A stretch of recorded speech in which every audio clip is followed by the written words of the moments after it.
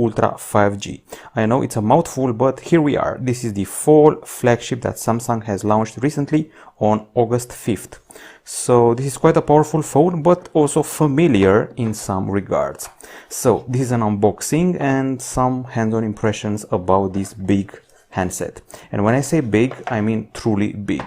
Luckily, we have the brand new hue, the Mystic Bronze, and when I was mentioning big, I'm talking about a 6.9-inch smartphone. It's hefty, but it's somehow easier to wield than the Galaxy S20 Ultra. Now, we're still in the pre-order period, and in some parts of the world, you should be getting Galaxy Buds Live headphones and maybe a special Xbox Game Pass and a crazy amount of games. Okay, this also inaugurates the brand new Gorilla Glass Victus on the back and Gorilla Glass Victus on the front as well, but it's an unboxing, so let's get back to the phone and the insides of the box. I'm going to fire up the device, put it aside for now, and remind you that the price tag should be around $1,400 in some countries, which is quite hefty for a smartphone in a period of economic uncertainty. Okay, so inside the box we have the metal key used to access the slots. And the Note 20 Ultra, unlike the Note 20, has a micro SD card slot. We have a quick start guide here. We should also get a warranty. Okay. Always easier to pull out than to put it back in. Talking about the manual here. And here we go. Now, back to the actual box. Here we have the charger, which is a bit of a letdown if you ask me. It's only a 25-watt charger. It promises super fast charging. Actually, super is only 25 watts in this case. It has an USB-C connector. Further, and this is the area where I reminded myself we have a test unit in this little box, which should have a special pair of pliers used to remove the S Pen tip and replace it. Well, it's empty because we have a test unit. Otherwise, you should have the replacement tips. This is the cable. It goes from USB-C to USB-C, hooks up to the connector here and to the brand new PCs which have the USB-C ports. And we have headphones as well. You can see them here with some replacement tips. They're tuned by AKG as it's written here, and they should be pretty similar to the ones that we got with the Galaxy S20 series.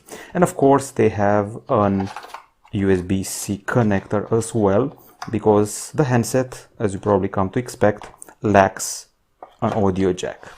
Okay, so we're pretty much done with the unboxing. Time for the first impressions regarding the handset. Okay, so it's big, there's no getting around it. It's quite big, but somehow I feel it's easier to wield than both the Galaxy S20 Ultra and also the Galaxy Note 10 Plus before it. It feels more sober, more serious on account of how angular the camera is. The top side is flat, the bottom side is flat, and the only curves are placed on the sides. Now the screen is actually curved, but not in a huge amount. So there is Gorilla Glass Victus at the front side, there is Gorilla Glass Victus at the back side, and in between them we have a stainless steel frame. Now this handset here is quite hefty. I'm not going to bore you with measurements. The thing is that I can actually use it and hold it in my hand without feeling that it's heavy. The weight is very well distributed, I can tell you that much. It's IP68 certified, and the screen I keep mentioning here, the 6.9-incher, is a dynamic AMOLED with a resolution of 3088 over 1440 pixels, and it also has the brand new refresh rate inaugurated by the Galaxy S20 this year, 120 Hz. The default version here, which you're going to see, is the adaptive one. Basically, adaptive offers you smoother animations, 120 Hz refresh rate, but only on a Full HD resolution. If you switch to 60 Hz, you switch to Quad HD resolution. Inside the handset, you should be able to find the Exynos 990 CPU, at least in Europe, where we are right now. The Americans will be lucky enough to get a new Snapdragon 865 Plus. There's 12 gigs of RAM, and storage is UFS 3.1, goes from 128 gigs up to 512 gigs, plus micro SD. Okay, so the battery may feel like a bit of a bummer for some people. It's a 4500 mAh. All of us wanted it to be 5000. At least you have wireless charging and also reverse charging. You put your device on the back side and it charges up. On the camera side, not much has changed. We still have a selfie camera cut in the middle of the screen, 10 megapixel shooter with 4K video capture. At the back side, things are quite different from the Note 10 Plus from last year. So this is the special laser mechanism, the laser focus. This is the LED flash.